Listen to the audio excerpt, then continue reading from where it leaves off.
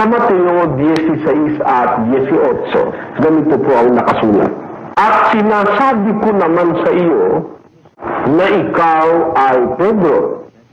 At sa ibabaw ng batong ito ay itatayo ko ang aking iglesia.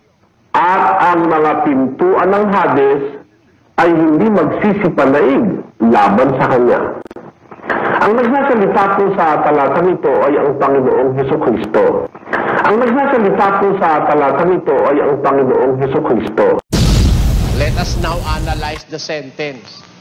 Sino ho ang nagsasalita sa Mateo 16:18? First person, ang Ama. Sino ang kausap? Si Pedro. Sino ang third person, yung bato? Si Kristo. Kaya tamang-tama eh. Sinasabi ko, first person. Sa iyo, na ikaw ay Pedro, second person. Sa ibabaw ng batong ito, yun ang third person, si Kristo yon. Itatayo ko ang aking iglesia. Saan ho nakatayo ang iglesia?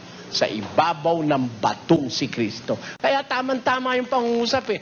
Ang Ama nagsasalita, ang Ama nagsasalita, ang Ama nagsasalita, ang kausap ay si Pedro, at ang batong pagtatayuan ng iglesia ay si Kristo.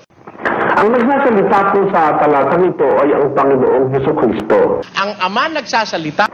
Ang nagsasalita po sa talatang ito ay ang Panginoong Hesukristo.